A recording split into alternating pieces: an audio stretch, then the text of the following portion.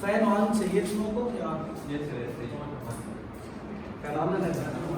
आवाज आ रही है, थोड़ी बंद करो। ये विंडो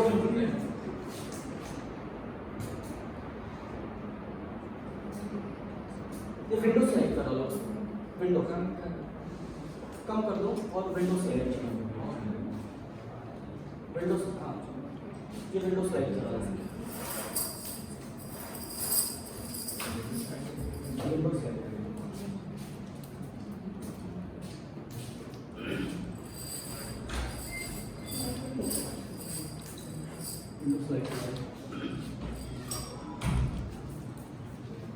क्या बोला उसको बंद कर दिया? बोला था स्लाइड करा और क्या बाहर से विजुअल आएगा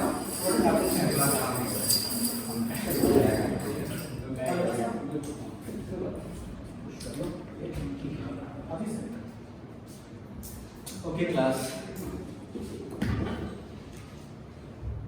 भाई तुम लोग नए सेशन में आ गए। 11th बीत गया, 12th आ गया, right.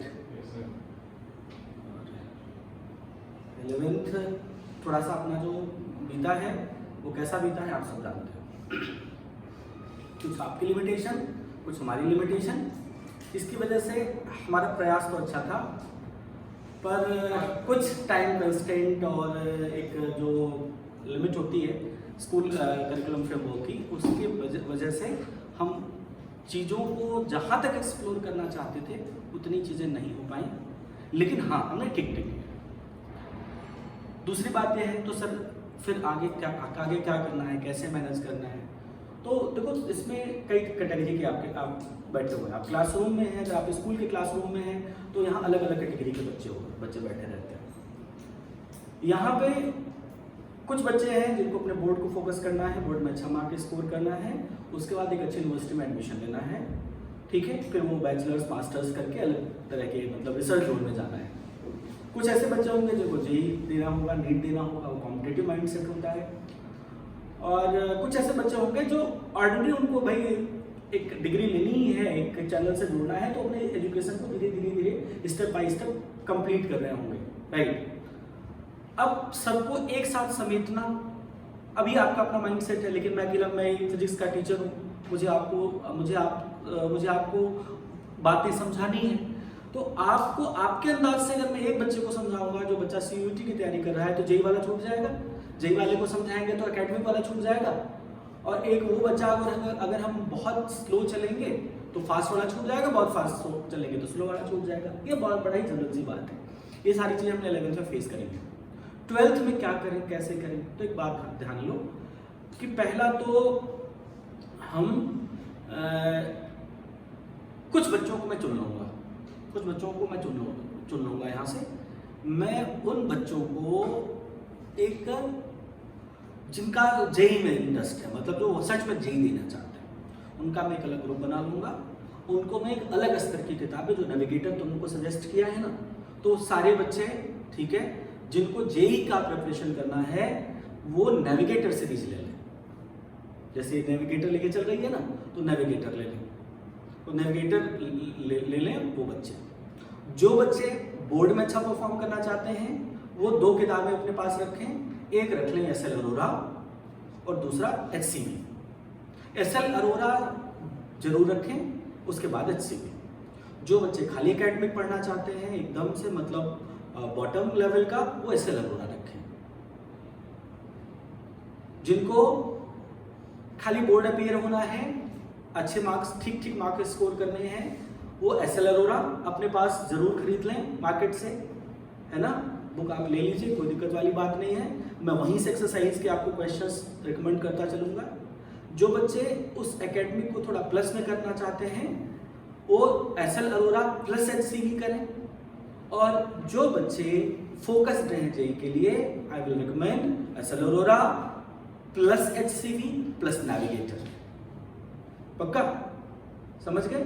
SL Arora plus HCV plus Navigator, क्योंकि तुमने भी देख लिया होगा नेविगेटर का, है ना, कितने अच्छे वैरायटी के क्वेश्चंस हैं। मेन से लेकर के उसमें पीवाईक्यू भी खरीदने की जरूरत नहीं है। अगर आप नेविगेटर खरीद लोगे तो आपको पीवाईक्यू भी लेने का जरूरत नहीं है, पीवाईक्यू दिया हुआ है उसमें। सिर्फ तीनों किताबें एक साथ लेके चलने में प्रॉब्लम नहीं होती, या फिर कोई अगर जैसे नेविगेटर हम क्लास में डिस्कस नहीं करेंगे, समझ गए? नेविगेटर हम क्लास में डिस्कस नहीं करेंगे। सर ऐसा अरोरा में मैंने देखा उसमें जेईई मेंस और जेईई एडवांस नीट सबका दिया हुआ है। बेटा देखो दिया तो हुआ है, पर वो जो सीक्वेंस होता है ना, वो सीक्वेंस को मेंटेन नहीं किया है। नेविगेटर ने क्या किया है आपको, मतलब लेवल 1 से लेकर के बहुत बढ़िया नेविगेटर बुक है। मैं तो कहता हूँ कि वो मतलब जितने भी कोचिंग सेंटर्स की मैंने मेरे पास लगभग मैक्सिमम कोचिंग सेंटर्स का मॉड्यूल रखा हुआ है, ठीक है, उन सबसे बेहतर मुझे वो नेविगेटर लगती है।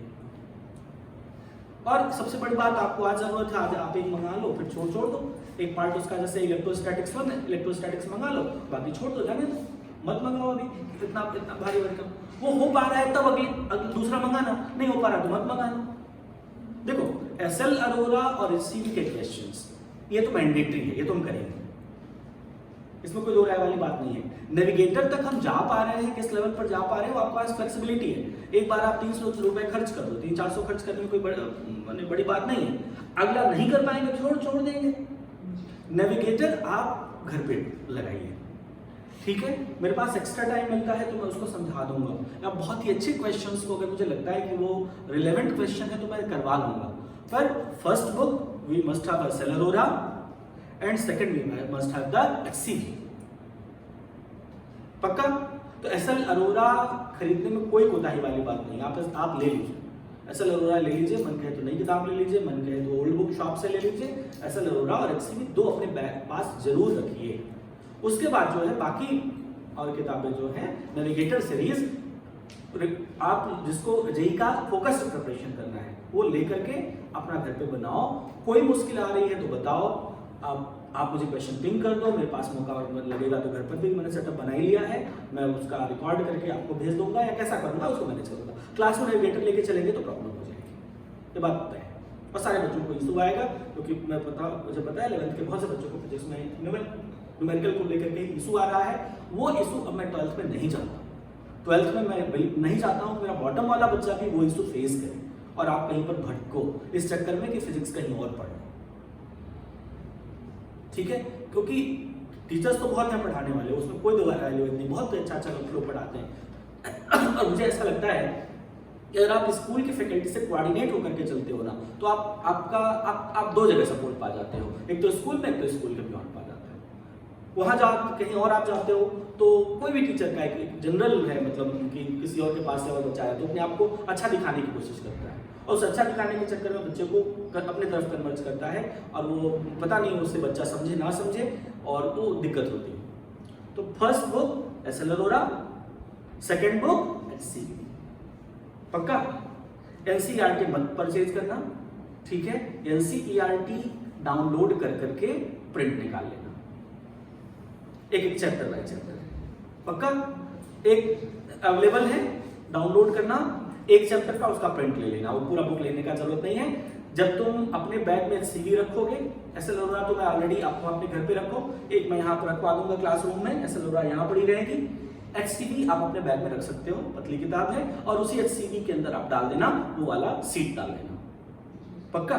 तो एचसीबी और सीट अपने बैग में रखना। एसएल अरोरा मोटी बुक है, यहाँ पे पड़ा रहेगा, ठीक है। एक किताब जितनी भी अगर मुझे फ्री सैंपल में आती हैं किताबें तो वहीं मैं रखवा दूंगा, ठीक है। यहीं पड़ी रहेगी, उसको तुम देखते रहे, पक्का, ठीक है।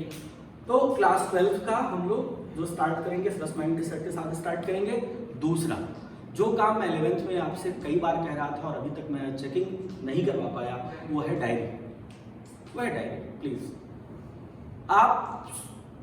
मैं 10 मिनट पहले आ जाऊंगा, आप 5 मिनट पहले आ जाइए।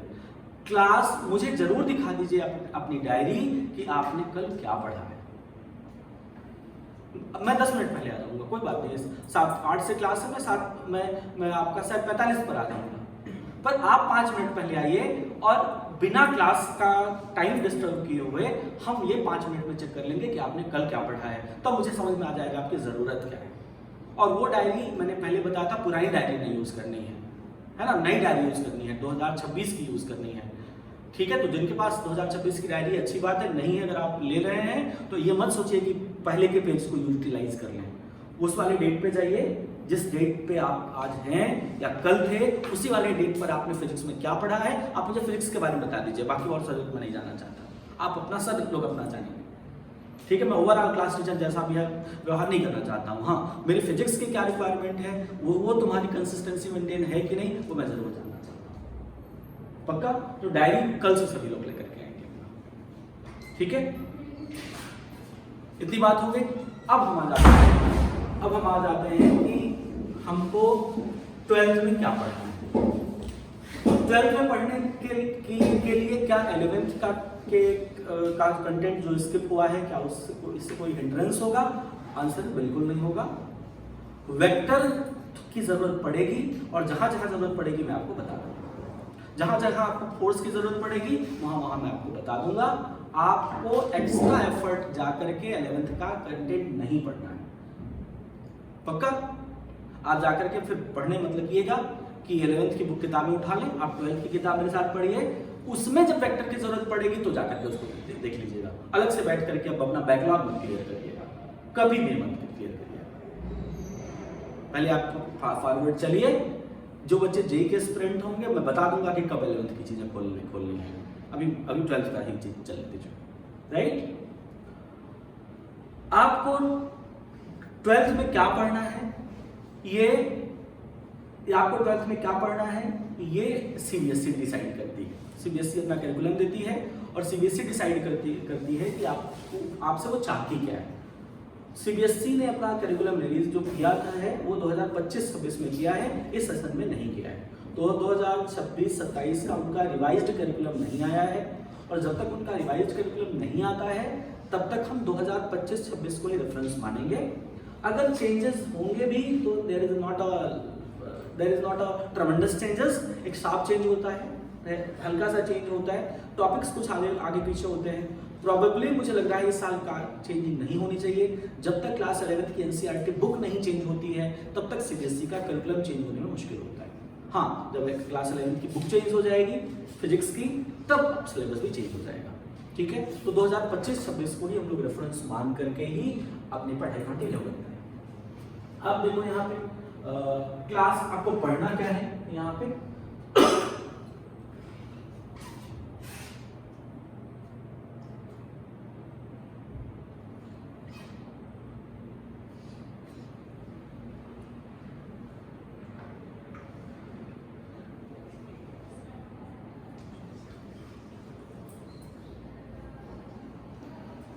तो आपको क्या पढ़ना है, ये मैं यहाँ पे फिजिक्स का ये सिलेबस है,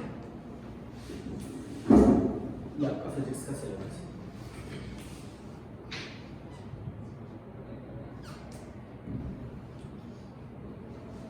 ठीक है, ये आपका फिजिक्स का सिलेबस है 2025-26 का ये सिलेबस है। ये इनिशियल लाइंस हैं जो 11th के बच्चों को बता दी जाती है। उसके बाद कैसा होना चाहिए ये सारी चीज़ें स्किप करते हैं। आ जाओ, ये क्लास 11 का था, दिस वाज क्लास 11।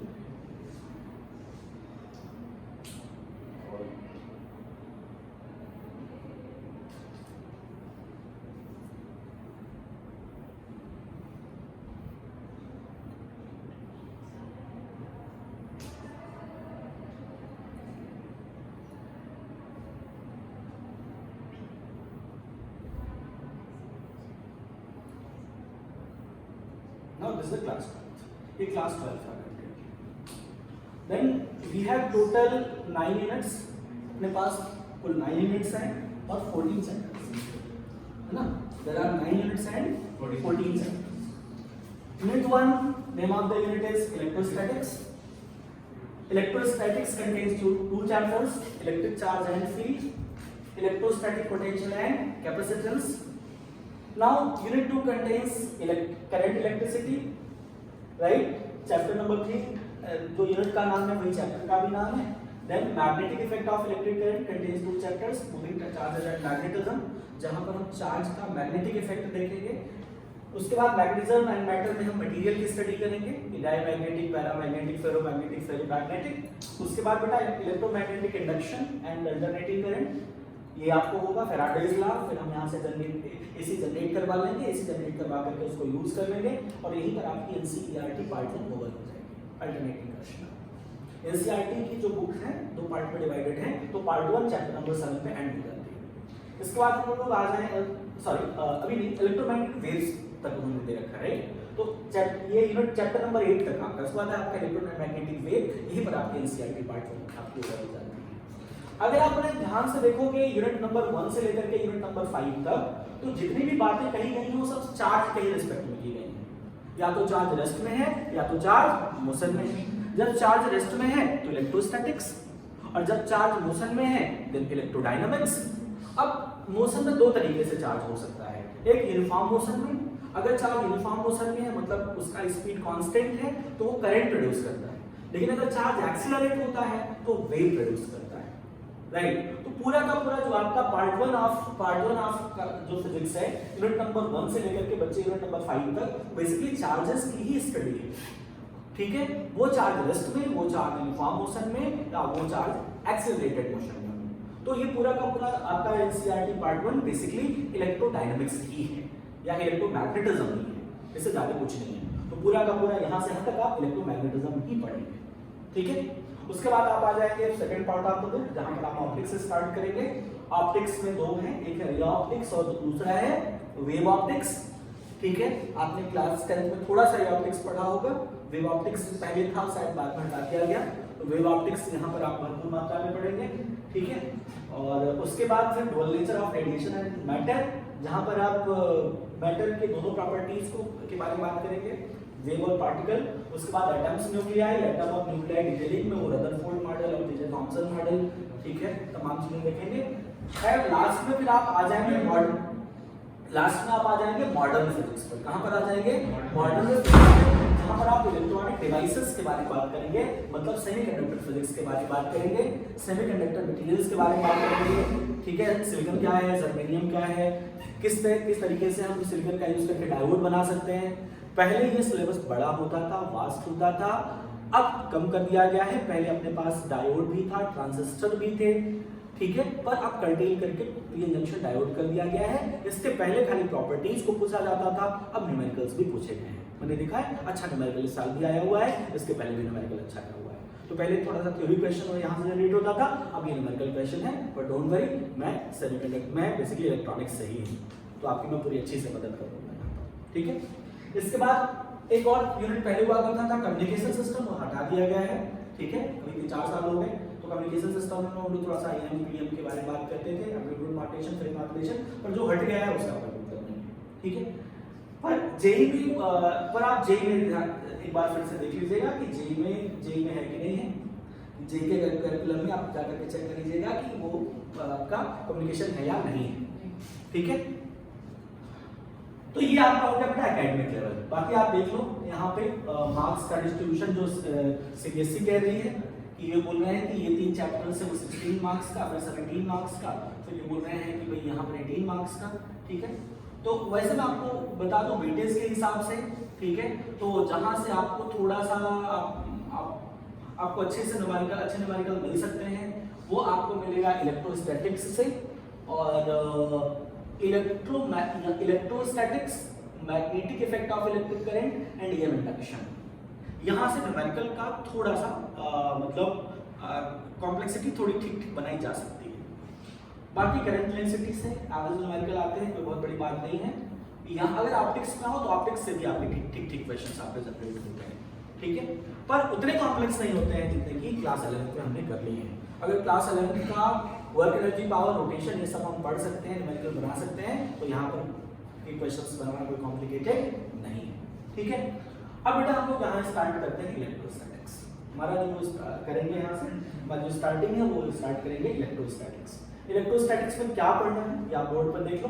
तो इलेक्ट्रोस्टैटिक्स में का जो चैप्टर नंबर 1 है वो इलेक्ट्रिक चार्ज एंड फील्ड लिखा हुआ है, जहाँ पर आप चार्ज और उस चार्ज की वजह से जो फील्ड है आप उसके बारे में बात करते हो। फिर electric charge, generation of charge, Coulomb's law और superposition principle, electric field, electric dipole, torque on dipole, electric flux, Gauss theorem, ये सारी चीजें, ठीक है। इसके बाद आपका है electrostatic potential and capacitance. Approximated 15 days हम लेंगे, 1 weeks approximated 15 days chapter 1 and chapter 2 के लिए लेंगे। फिर नेक्स्ट 15 डेज हम लेंगे आपका करंट इलेक्ट्रिसिटी 15 डेज, ये 15 डेज एटलीस्ट हम लेंगे आपको इलेक्ट्रिक चार्ज एंड फील्ड्स पढ़ाने के लिए, एंड नेक्स्ट 15 डेज हम लेंगे आपको इलेक्ट्रोस्टैटिक पोटेंशियल एंड कैपेसिटर्स पढ़ाने के लिए। तो टोटल 1 मंथ की हमारी प्लानिंग है, ठीक है, टोटल 1 मंथ की प्लानिंग है। और जो आपका जून में जो आपका एग्जाम होना है, होम एग्जाम यहाँ पर होगा, वो इलेक्ट्रोस्टैटिक पोटेंशियल एंड कैपेसिटेंस तक ही आना है, सॉरी करंट इलेक्ट्रिसिटी तक आना है, राइट, करंट इलेक्ट्रिसिटी तक आना है। तो मुझे लगता है हमारे पास 1 महीने से ज़्यादा का वक्त है, ठीक है। तो हम अपने उसके पहले जो आपका एग्जाम होना है उसके 1 वीक पहले तक हम उसको कंप्लीट करेंगे, पक्का, कोई दिक्कत हो जाएगा, आराम से हो जाएगा, इसमें कोई डरने वाली बात नहीं है, ठीक है। अब बेटा हम लोग स्टार्ट करते हैं यहाँ पर, सबसे पहले हम लोग स्टार्ट करते हैं इलेक्ट्रोस्टैटिक्स को, राइट।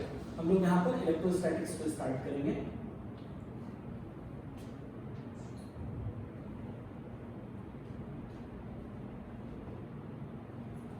इलेक्ट्रोस्टैटिक्स में हमने आपसे पहले बताया कि इलेक्ट्रोस्टैटिक्स में हम लोग यहाँ पर चार्जेस के बारे में बात करते हैं, ठीक है ना, चार्ज और उनकी प्रॉपर्टीज के बारे में बात करते हैं कि चार्ज क्या होता है और वो जब स्टैटिक सिचुएशन में होता है, वो जब रेस्ट में शो रहता है तो कौन किस फिनोमेना को शो करता है, राइट। तो पहले तो हम ये बात समझें कि आखिर चार्ज आया कहाँ से, चार्ज है ये अलग बात है, तो चार्ज आया कहाँ से हम इसको देखते हैं, इसलिए मैंने एक प्रेजेंटेशन तैयार कर रखा है।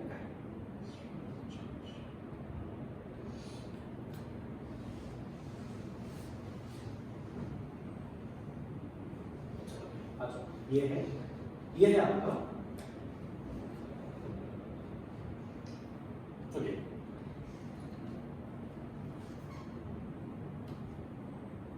ये इलेक्ट्रोस्टैटिक्स वर्ड आपको क्लियर है, इलेक्ट्रोस्टैटिक क्या होता है ना, तो वर्ड आपको क्लियर है कि इलेक्ट्रोस्टैटिक्स हम किसको कहते हैं। एक बंदे का आप फोटो देख रहे हो, इसका नाम है थेल्स ऑफ मिलेटस। क्या नाम है इसका? Thales of Miletus. बेटा कहानी शुरू होती है 600 BC की, तो बिफोर क्राइस्ट, है ना, तो यहाँ पर 600 BC जो क्राइस्ट के बर्थ के 600 ईयर्स पहले की कहानी है। बंदे का नाम है थेल्स ऑफ मिलेटस। मिलेटस जो है वो बेसिकली मॉडर्न टर्की है, जो मॉडर्न टर्की है इसी को क्या कहते थे, मिलेटस कहते थे, राइट। तो ये जो थेल्स ऑफ मिलेटस है ये वहां के 7 में से एक बुद्धिमान व्यक्ति में उसकी गणना होती है।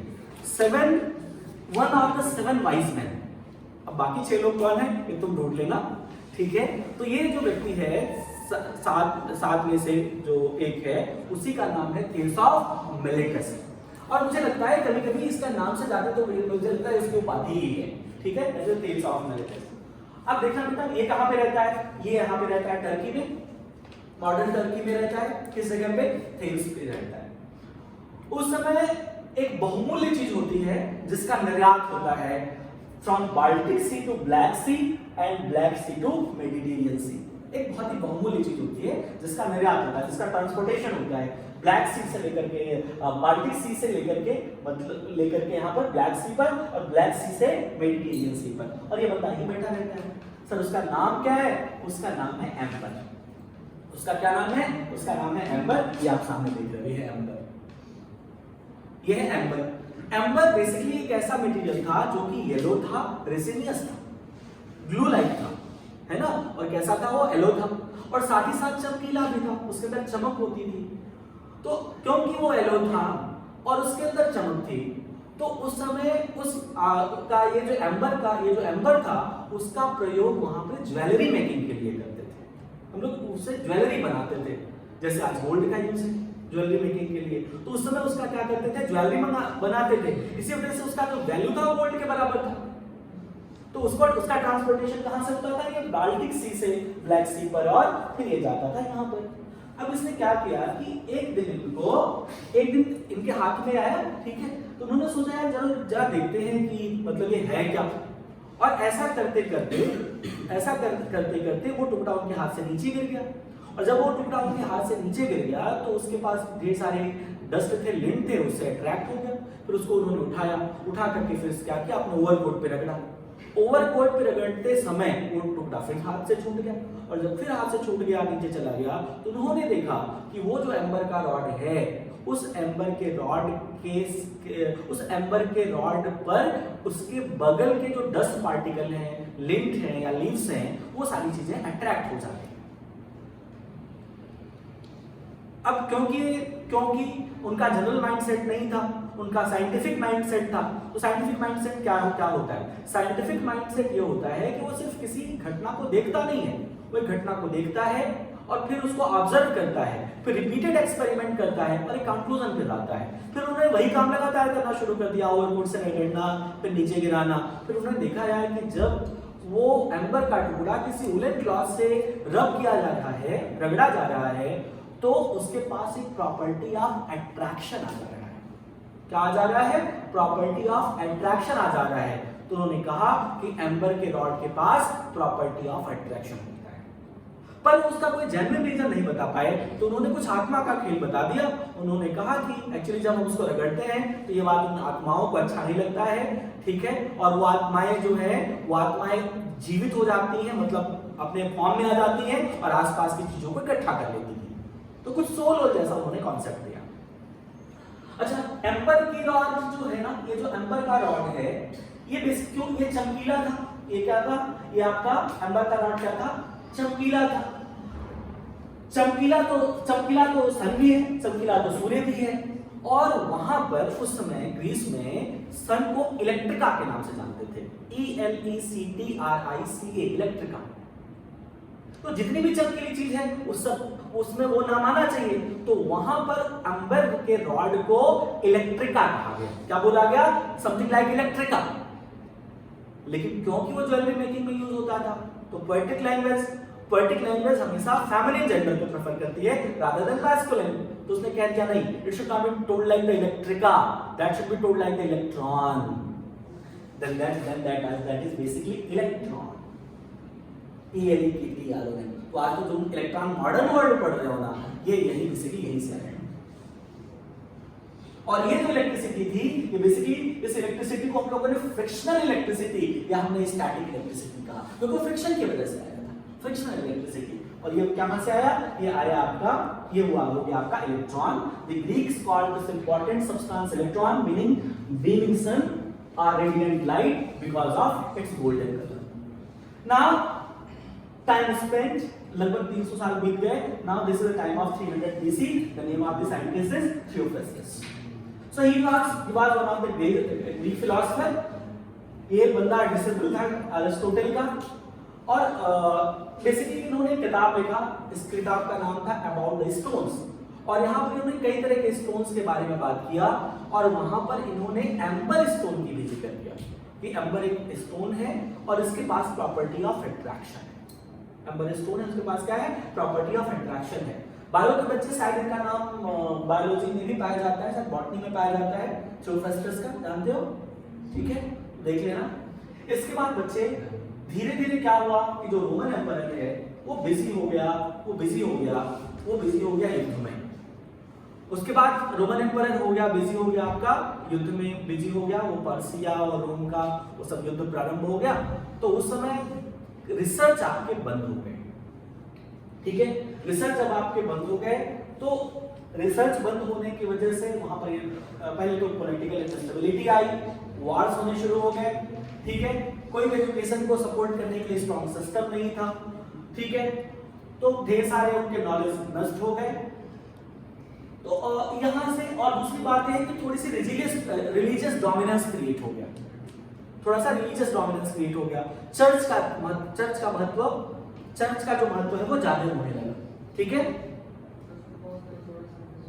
शिफ्ट करो।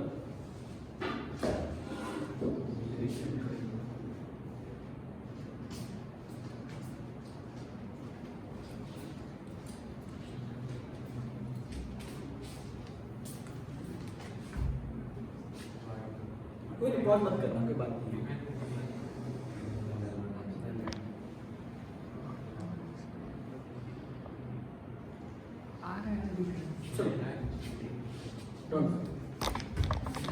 ठीक है, इतना परफेक्शन का जरा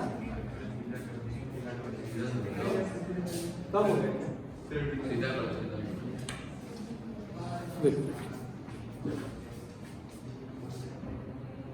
अभी सही है? चलो कोई नहीं, इतना कौन सा परफेक्शन चाहिए, आ जाओ। ठीक है, इस पे ध्यान दो, आ जाओ। तो बेटा क्या हुआ वहां पर, डार्क एज आ गया। डार्क एज में जो आपका एजुकेशन वो थोड़ा सा ब्रेक कर गया। इसके बाद फिर ढेर सारा समय बीत गया। अब ये टाइम है 1600 AD का, 1600 AD। अब जो एजुकेशन का हब था वो बेसिकली उधर से शिफ्ट हो चुका था आपके इंग्लैंड की तरफ। इंग्लैंड की तरफ ही आपका एजुकेशन का हब आपका चला गया था, रिसर्च उधर होने शुरू हो गए थे, राइट। एक बंदा था जिसका नाम था William Gilbert, he was personal physician of Elizabeth II, और ये फिर ये भी एक अच्छे फिजिसिस्ट थे। इन्होंने क्या किया बेटा, इनका एक बड़ा काम है। इन्होंने किया क्या कि इन्होंने कहा कि भाई देखो, ये भी बेसिकली कई तरह के पदार्थों के बारे में स्टडी कर रहे थे। इन्होंने दो तरह के अट्रैक्शंस को अलग अलग समझाया। कहा कि भाई देखो, इन्होंने कहा कि भाई देखो, दो तरह के अट्रैक्शंस होते हैं। एक वो जो एबोनाइट रॉड या सल्फर या कोई भी क्रिस्टल या ग्लास रॉड से बनता है, और इसको इन्होंने बोला इलेक्ट्रिकल अट्रैक्शन। क्या बोला? Electrical attraction. और उन्होंने कहा कि दूसरा अट्रैक्शन है जो कि कंपास नीडल शो करता है, जो कि अर्थ शो करती है, और उसको उन्होंने बोला मैग्नेटिक अट्रैक्शन। क्या बोला? Magnetic attraction. देखो, मैग्नेट अट्रैक्ट करने के लिए मैग्नेट के ऊपर कोई काम करने का जरूरत नहीं होता है, ये उसके नेचर में है, उसका इनबिल्ट क्वालिटी है। तो मैग्नेट अपने आप ही चीजों को अट्रैक्ट कर लेता है। पर एबोनाइट की रॉड या ग्लास की रॉड या सल्फर की रॉड अपने आप चीजों को अट्रैक्ट नहीं करती है। We have to do something, we have to perform some action. इसका मतलब ये वाला अट्रैक्शन अलग है, ये वाला अट्रैक्शन क्या है? अलग है, ठीक है। ऐसे अट्रैक्शंस को हम लोग इलेक्ट्रिकल अट्रैक्शन बोलते हैं, और जो मैग्नेट जो करता है वो मैग्नेटिक अट्रैक्शन है। तो आप मान सकते हैं कि जो विलियम गिलबर्ट है ना, इन्होंने हमें इन्फ्लुएंस किया कि तुम अट्रैक्शन को दो तरीके से समझो, एक इलेक्ट्रिकल अट्रैक्शन और एक मैग्नेटिक अट्रैक्शन। इलेक्ट्रिकल अट्रैक्शन मतलब इलेक्ट्रिसिटी एंड मैग्नेटिक अट्रैक्शन मतलब मैग्नेटिज्म। तो अगर आपसे कोई पूछे कि इन्होंने डिफरेंशिएट करवाया इलेक्ट्रिसिटी और मैग्नेटिज्म को, तो आंसर इज विलियम गिलबर्ट, ठीक है। नाउ इसके बाद इन्होंने एक फ्लूइड इलेक्ट्रिसिटी का भी कॉन्सेप्ट दिया। फ्लूइड इलेक्ट्रिसिटी का क्या कॉन्सेप्ट दिया? इन्होंने कहा देखो भाई, जैसे कोई ऑयल कंटेनर है ना, तो ऑयल कंटेनर में जब आप ऑयल भरते हैं तो उसके वॉल्स पर डस्ट अपने आप चिपक लेता है। आपके घर में कोई ऑयल कंटेनर है तो देखोगे ना, उस पर धूल कण ज्यादा चिपके होंगे रादर देन जिसमें ऑयल नहीं है। तो उन्होंने कहा कि भाई देखो कि ये जो आपका एम्बर का रॉड है ना, वो भी एक प्रकार का फ्लूइड है, और इस फ्लूइड की वजह से ही चीजें उससे अट्रैक्ट हो रही हैं। तो इन्होंने इलेक्ट्रिसिटी को फ्लूइड इलेक्ट्रिसिटी जैसा देखा कि इलेक्ट्रिसिटी का रीजन क्या है? उस तरह के फ्लूइड की अवेलेबिलिटी है, वो फ्लूइड है। जो एम्बर का रॉड है वो एक प्रकार का फ्लूइड है, और उस फ्लूइड के नेचर में ही क्या है? अट्रैक्शन है। तो उन्होंने क्या दिया? फ्लूइड थियरी दिया, या फ्लूइड इलेक्ट्रिसिटी के बारे में बात की विलियम गिलबर्ट ने।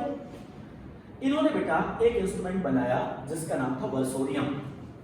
वर्सोरियम क्या है? वर्सोरियम कोई बड़ी चीज नहीं है, वर्सोरियम आप अपने घर पे बना सकते हो, ठीक है। वर्सोरियम ये है आपका, ये है वर्सोरियम, ये इनका बना हुआ वर्सोरियम है, और इस वर्सोरियम को आप बड़ी आसानी से अपने घर पे भी बना सकते हैं।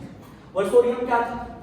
अब वर्सोरियम को बनाने के लिए आप एक बॉटल ले लीजिए, ठीक है, एक बॉटल ले लीजिए, और वहां पर 2 स्ट्रॉ ले लीजिए, ठीक है, स्ट्रॉ पाइप। उस बॉटल के ऊपर आप एक स्ट्रॉ पाइप को रखिए, ठीक है, स्ट्रॉ पाइप को रखिए, और दूसरे वाले स्ट्रॉ पाइप को आप फर से या उलन के कपड़े से रगड़ दीजिए। फिर आप उस वाले स्ट्रॉ को पहले वाले स्ट्रॉ के पास लेके जाइए। तो जैसे आप उसको स्ट्रॉ को लेकर के पहले वाले स्ट्रॉ के पास लेके जाएंगे तो उस बॉटल पर आप देखेंगे वो घूमने लग रहा है। Are you getting so?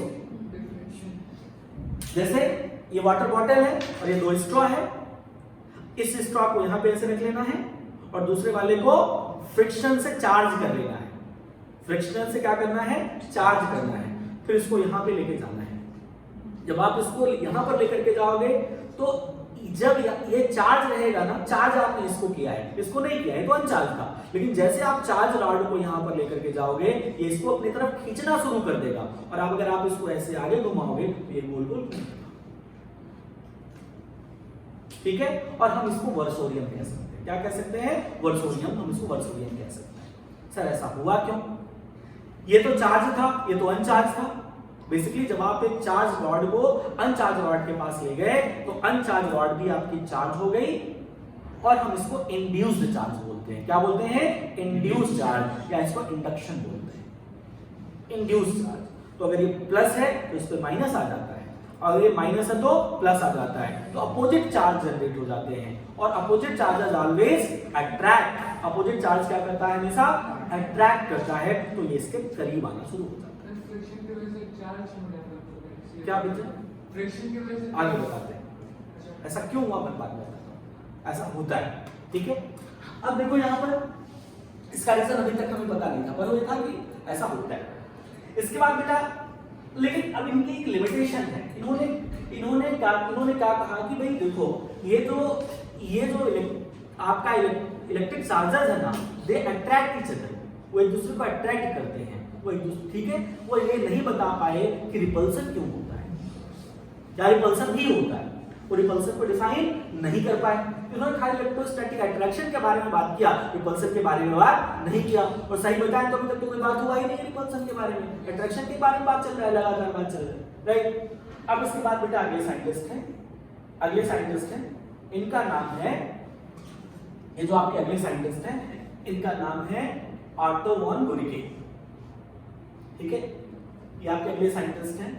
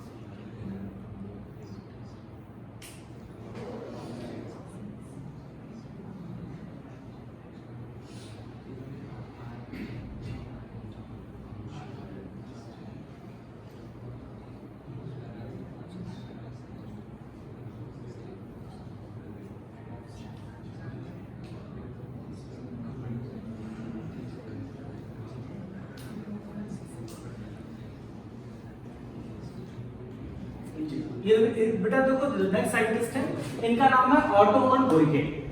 ये जर्मन साइंटिस्ट थे। इन्होंने क्या किया, इन्होंने एक इंस्ट्रूमेंट डेवलप किया। इसमें क्या था, एक सल्फर की बॉल थी, और आपको पता है सल्फर की बॉल का ऑलरेडी विलियम हिल्बर्ट ने मेंशन कर दिया है कि सल्फर के पास भी क्या है, प्रॉपर्टी ऑफ अट्रैक्शन है। तो एक सल्फर की बॉल को उन्होंने एक टेबल में रखा, और यहाँ पर इन्होंने एक हैंडल लगा दिया, तो बीच में सल्फर की बॉल, किनारे हैंडल है। फिर उस सल्फर की बॉल को वो क्या कर रहे थे, वो हैंडल घुमा रहे थे, और सल्फर की बॉल पर उन्होंने हाथ रखा, या उस पर उन्होंने क्या किया कि ऊल रख दिया, और लगातार उसको घुमाते रहे। फिर जब सल्फर ऐसा करने के बाद वो एक फेदर लिया, उन्होंने एक पंख लिया, और उस फेदर को उसके पास में लेके गए। तो जब फेदर को पास में लेकर के गए तो क्या होना चाहिए, देयर मस्ट बी अट्रैक्शन, क्योंकि जैसे इस फेदर को पास में लेके जाएंगे, सल्फर की बॉल क्या है, चार्ज है, सल्फर की बॉल चार्ज है, और फेदर क्या है, अनचार्ज है। तो जैसे ही फेदर को लेके जाएंगे, इस फेदर पर क्या होगा, एक इंड्यूस्ड चार्ज, एक इंड्यूस्ड अपोजिट चार्ज जनरेट हो जाएगा, और अपोजिट चार्ज क्या हो जाएगा, उस अपोजिट चार्ज क्योंकि जनरेट हुआ है तो दोनों के बीच में क्या होगा, अट्रैक्शन होगा। तो ये हुआ फेदर अट्रैक्ट हो गया, पक्का। अब फेदर अट्रैक्ट होकर के उसके पास चला गया, सल्फर की बॉल के पास, लेकिन जब फिर वापस उन्होंने उस फेदर को वापस हटाया और फिर दोबारा ले जाने की कोशिश किया, अब वो अट्रैक्ट नहीं हुआ, अब वो रिपेल हुआ। पहली बार चार्ज किया, ये पूरा का पूरा चार्ज हो गया, राइट, चार्ज हो गया। फिर फेदर को लेकर के गए, तो फेदर पे कौन सा चार्ज आया, अपोजिट चार्ज आया। सल्फर की बॉल ने फेदर को क्या कर लिया, अट्रैक्ट कर लिया, और फेदर इससे चिपक गया। फिर लेकिन जब ये फेदर को उठा करके वापस लेके गए, फेदर को उठा करके वापस लेकर के गए, और दोबारा सोचा कि सल्फर इसको अट्रैक्ट कर लेगा, तो सल्फर ने उसको अट्रैक्ट नहीं किया। रीजन क्या है? क्योंकि जैसे ही फेदर टच हुआ सल्फर की बॉल से, इस फेदर पर उसी टाइप का चार्ज आ गया जैसा सल्फर की बॉल पे था, और इसी फिनोमेना को कंडक्शन कहते हैं। चार्ज का कंडक्शन। कहां से कहां? सल्फर की बॉल से फेदर। कंडक्शन में सेम टाइप का चार्ज आता है, इंडक्शन में अपोजिट टाइप का चार्ज आता है, तो वो चार्ज कंडक्ट हो गया। तो जब दोनों सेम टाइप के चार्ज हो गए तो रिपल्सन। तो ये कहा जाता है भाई जो ऑटो वॉन गुरिके थे उन्होंने क्या किया? इलेक्ट्रोस्टैटिक रिपल्सन के बारे में बात की ना।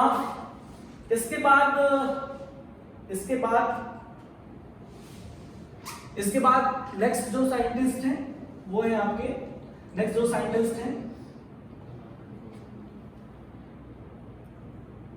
ये जो नेक्स्ट साइंटिस्ट है वो है रॉबर्ट बॉयल। इन्होंने क्या कहा कि भाई जो इलेक्ट्रोस्टैटिक रिपल्सन है, अट्रैक्शन है, वो वैक्यूम में भी काम करता है। देन आफ्टर इसके बाद एक साइंटिस्ट था स्टीफन ग्रे। स्टीफन ग्रे ने कुछ इस तरीके का प्रयोग किया। स्टीफन ग्रे ने कुछ इस तरीके का एक्सपेरिमेंट किया। देखिए यहाँ पे क्या है, तो एक पुल का कुछ स्ट्रक्चर बना हुआ है, ये आपके सिल्क के कॉर्ड्स हैं और एक बच्चा इस तरीके से लटक रहा है, और यहाँ पर कुछ आपके कागज के टुकड़े या लिंक या ड्राई लीव्स यहाँ रखी हुई हैं। इसकी बॉडी को ग्लास, इसके पहले एक ग्लास के रॉड को, एक ग्लास के ट्यूब को रब कर लिया गया और उसके बाद इसके बॉडी से टच कराया गया, है ना। या दूसरे तरीके से भी आप इसको कर सकते थे।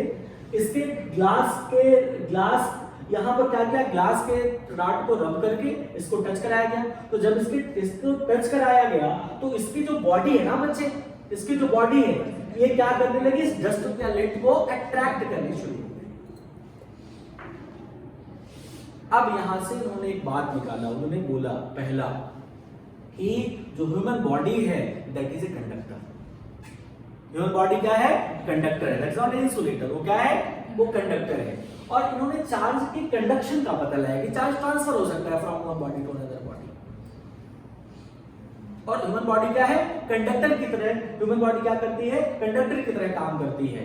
तो यहां पर जबकि ये चार्ज यहां पे नहीं गया, ये चार्ज सिल्क कॉर्ड से होकर के इधर नहीं गया है, इसकी बॉडी में ही सर्वाइव कर गया। मतलब ये इंसुलेटर की तरह काम कर रहा है। ये किस तरह काम कर रहा है? इंसुलेटर की तरह काम कर रहा है। तो ये माना जाता है कि ये जो आपके स्टीफन ग्रे थे, इन्होंने कंडक्टर और इंसुलेटर के बीच के जो डिफरेंस है ना, कंडक्टर और इंसुलेटर के बीच का जो डिफरेंस है, इसके बारे में बात किया।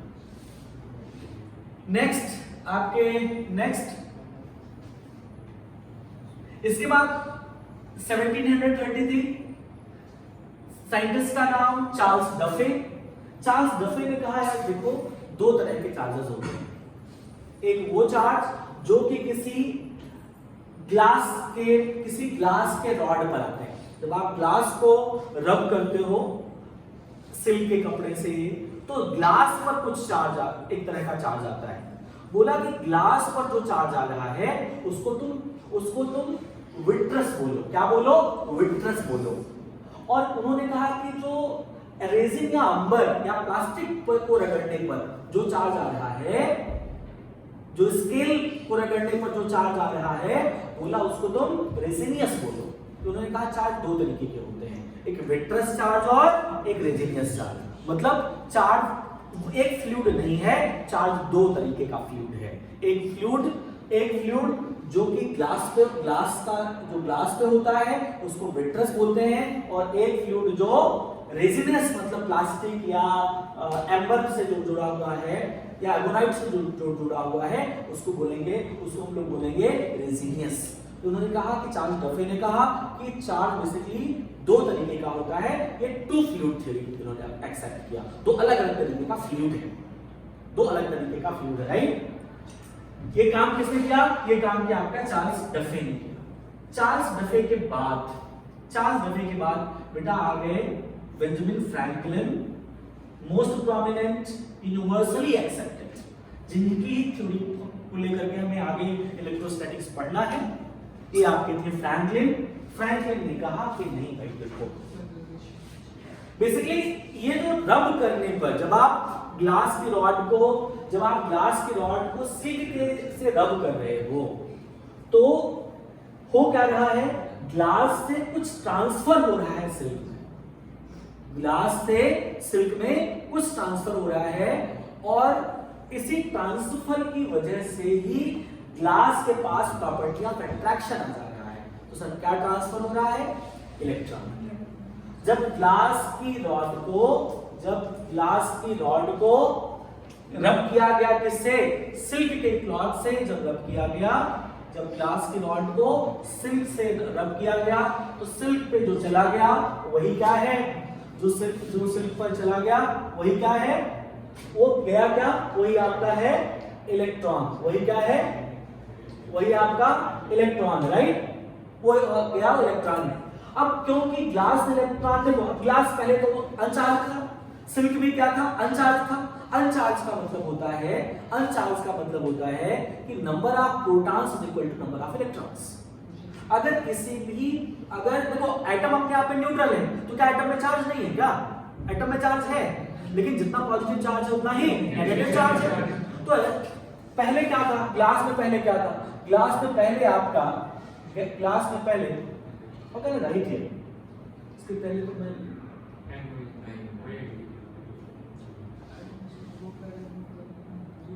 ठीक तो आ जाओ यहाँ पे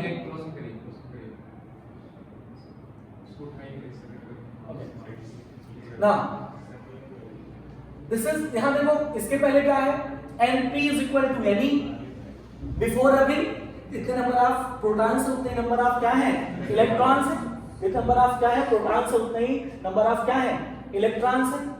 Np इज इक्वल टू क्या है आपका, Np is equal to Ne के बराबर है।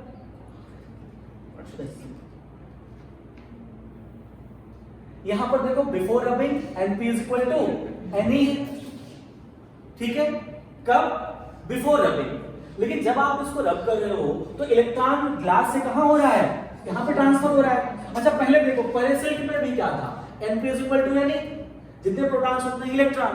लेकिन जब आपने इसको रब कर दिया तो यहां पर एक्स्ट्रा इलेक्ट्रॉन हो गए कि नहीं हो गए, यानी यहां Ne is greater than Np और यहां पर Np is less than, Np is greater than Ne। और अगर प्रोटॉन इलेक्ट्रॉन से ज्यादा हो गए तो पॉजिटिव, और अगर इलेक्ट्रॉन प्रोटॉन से ज्यादा हो गए तो नेगेटिव। और इसी कॉन्सेप्ट को हम लोगों ने वन फ्लूइड थ्योरी कहा। और इस वो जो वन फ्लूइड है वो इलेक्ट्रॉन है, उस इलेक्ट्रॉन के ट्रांसफर की वजह से ही, ठीक है, इलेक्ट्रॉन के ट्रांसफर की वजह से ही बेसिकली चार्ज आपके जनरेट हो रहे हैं। तो चार्ज का मतलब क्या होता है, कंप्लीट चार्ज। चार्ज का मतलब एक्स्ट्रा चार्ज, चार्ज का मतलब एक्स्ट्रा चार्ज। अगर आप कह रहे हो कि यहाँ पर, या अगर आप कह रहे हो कि इसका चार्ज 2e है तो that 2e is an extra charge. यहाँ कह रहे हो -2e तो -2 क्या है, एक्स्ट्रा चार्ज है। तो चार्ज का मतलब कि उस एटम के न्यूट्रल होने के बाद, न्यूट्रलिटी कंडीशन के बियॉन्ड कितने चार्जेस हैं, ठीक है। और इन्हीं की बात को यूनिवर्सली एक्सेप्ट किया गया कि इन्होंने कि भाई अगर ग्लास को सिल्क से रगड़ते हैं तो ग्लास पर जो आया उसको पॉजिटिव बोला गया और सिल्क पर जो गया उसको नेगेटिव बोला गया।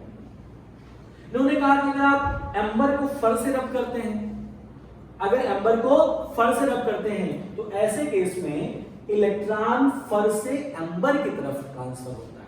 और अगर फर से एम्बर की तरफ ट्रांसफर हुआ तो किस पर पॉजिटिव और किस पर नेगेटिव, फर क्या हो जाएगा, पॉजिटिव, और एम्बर क्या हो जाएगा, नेगेटिव हो जाएगा।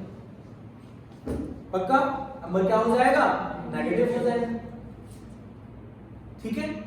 और ये जो फ्रैंकलिन कन्वेंशन है बच्चे, किसी को यूनिवर्सली एक्सेप्ट कर लिया गया। इसके बाद उन्होंने चार्ज को पकड़ने की भी कोशिश किया, जिसको हम लोग काइट एक्सपेरिमेंट बोलते हैं।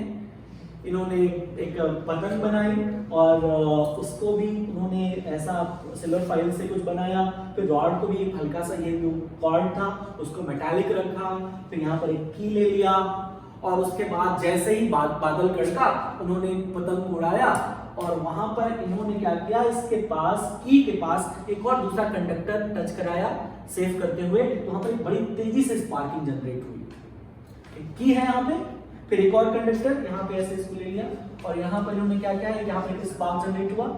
इसका मतलब जो बादल है, जो बिजली कड़कती है, वो भी क्या है, एक इलेक्ट्रिकल फिनोमेना है। तो इन्होंने उनका काइट एक्सपेरिमेंट बहुत फेमस है, जहाँ पे इन्होंने बिजली को, बादल की बिजली को ठीक है पकड़ने का इन्होंने अफोर्ड किया। इसके बाद बेटा यही पर जो अपनी इलेक्ट्रोस्टैटिक्स की बच्चे जो कहानी है ना, इलेक्ट्रोस्टैटिक्स की बेटा जो कहानी है वो बेसिकली फ्रैंकलिन के बाद, फ्रैंकलिन पर ही खत्म हो जाती है। मतलब फ्रैंकलिन के बाद, ठीक है, फ्रैंकलिन के कन्वेंशन को ही हमने क्या किया, यूनिवर्सल मान लिया। उसके बाद एक प्रेस्टले थे, जोसेफ प्रेस्टले ने भी एक्सपेरिमेंट किया। उन्होंने एक मेटालिक कप लिया, उसके अंदर एक क्वार्क का बॉल डाला, उस मेटल को चार्ज किया, लेकिन क्वार्क के बॉल पर कोई प्रभाव नहीं पड़ा। फिर उन्होंने मैथमेटिकल रिलेशन दिया, उन्होंने कहा कि जो इलेक्ट्रोस्टैटिक फोर्स है वो यूनिवर्सल स्क्वायर लॉ को फॉलो करता है। नेक्स्ट एक साइंटिस्ट है जिनका नाम है कूलम्ब, ठीक है, इनका नाम है कूलम्ब। ये बेसिकली एक फ्रेंच, मुझे लगता है फ्रेंच इंजीनियर थे। इनका पूरा नाम चार्ल्स अगस्टिन डी कूलम्ब है। ये फ्रेंच फिजिसिस्ट थे, इलेक्ट्रिक इंजीनियर थे। इनकी ड्यूटी किसी और कंट्री में लग जाती है तो उनका मन नहीं लगता है, वापस से फ्रांस में आते हैं, एक शिप हायर करते हैं। शिप पर एक टॉरिसोनल बैलेंस ले लेते हैं और उस टॉरिसोनल बैलेंस की मदद से ये दो चार्जेस के बीच में लगने वाले फोर्सेस को निकालते हैं और ये फर्दर फार्मूला डिराइव करते हैं कि अगर दो चार्ज Q1 और Q2 है तो उनके बीच में जो लगने वाला फोर्स होगा वो उनके यूनिवर्सल स्क्वायर लॉ को फॉलो करेगा। तो ये बेसिकली यही वाला फार्मूला देते हैं, ये वाला फार्मूला देते हैं, F is equal to F K Q1 Q2 by R square. तो बेसिकली ये काम आपका कूलम्ब साहब ने किया। इसको हम बोलेंगे, इसी को बोलते हैं कूलम्ब लॉ। ऐसा करने के लिए बच्चे इन्होंने क्या किया था, इन्होंने जो जिस बैलेंस का यूज किया था उसका नाम है टॉरिसोनल बैलेंस, हैटन-तुला, ठीक है। और टॉरिसोनल बैलेंस इसके टॉरिसोनल बैलेंस को बनाने वाले कोई और भी साइंटिस्ट हैं। तो ये कहानी आपकी इलेक्ट्रोस्टैटिक्स की यहीं तक है। उसके बाद फिर वोल्टा आए, ठीक है। तो मैं आपको जब स्टार्ट करूंगा इलेक्ट्रोस्टैटिक पोटेंशियल तो मैं फिर एलेक्जेंड्रो वोल्टा से स्टार्ट करूंगा, क्योंकि इलेक्ट्रिसिटी जो आपका चैप्टर 1 है वो बेसिकली यहीं से इससे हमारा कवर हो सकता है। जब मैं इलेक्ट्रिक पोटेंशियल पर आऊंगा, ठीक है, मैं आपको कॉन्सेप्ट ऑफ सेल बताऊंगा, फिर मैं एलेक्जेंड्रो वोल्टा वगैरह के बारे में बात करूंगा। टॉरिसोनल बैलेंस क्या होता है इसके लिए मैंने यहाँ पर एक लिंक कर दिया है, आपको एक वीडियो दिखा देता हूँ टॉरिसोनल बैलेंस का, उसके बाद हम सेशन पॉइंट करते हैं।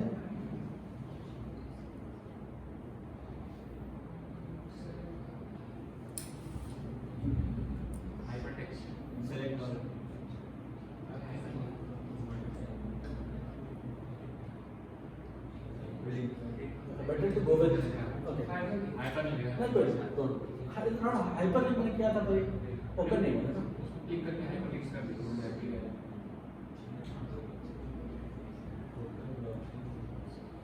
ऐसे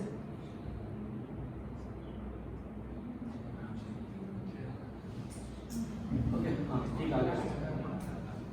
सर का जो रेवोल्यूशन में आपका आया था यहाँ पे coulomb law,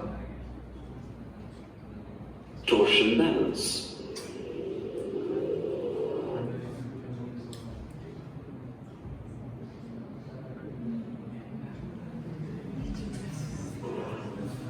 Charles Augustine measured the altitudes of constantly charged objects using the torsion balance, which he invented. Coulomb's torsion balance is an instrument that enables us to verify experimentally the quantitative law of interaction between electrical charges. Coulomb's torsion balance consists of a cylindrical or square glass case closed by a lid. A glass tube emerges from the lid. The tube is closed with a piece of metal called torsion head. A torsion fiber is suspended from the torsion head. This fiber holds a horizontal needle made of lac with a small brass disc at one end and a sphere of elder-pith at the other. The height of the needle is adjusted by a knob which is turned to wind the suspending thread on a horizontal axis. A scale that is circumscribed on the glass case is used to measure the torsion produced in the fiber. Let us see how Charles Augustin de Coulomb deduced the famous Coulomb's law. In order to study the intensity of the interaction force between two charged bodies, the brass disc was made to touch a small metal sphere, which was at the end of a glass rod suspended from a hole in the glass lid of the balance. Coulomb observed that the thread suspended from the needle did not move as both the disc and the sphere are without charge. The sphere suspended from the lid of the balance was removed and charged.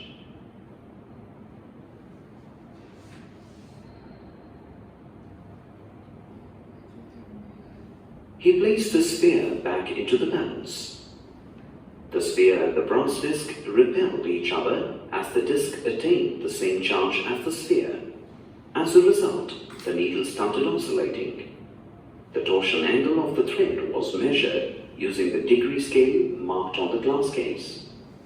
In order to ascertain the ratio between the interaction force and the electrical charge on the bodies, Coulomb removed the sphere suspended from the glass rod and placed in contact with another sphere of the same size. As a result, the charge of the sphere was reduced to half. The sphere was placed back into the balance. It was observed that the electric repulsion between the charged bodies was less. He then calculated the ratio between the interaction force and the electrical charge on the bodies by measuring the angle of torsion. मैं आपको ये बात समझ में है कि इन्होंने क्या किया? Coulomb found that the force between 2 point charges was diameter. The sphere was reduced to half. The sphere was placed back into the. कोई बात समझ में आई इन्होंने क्या किया?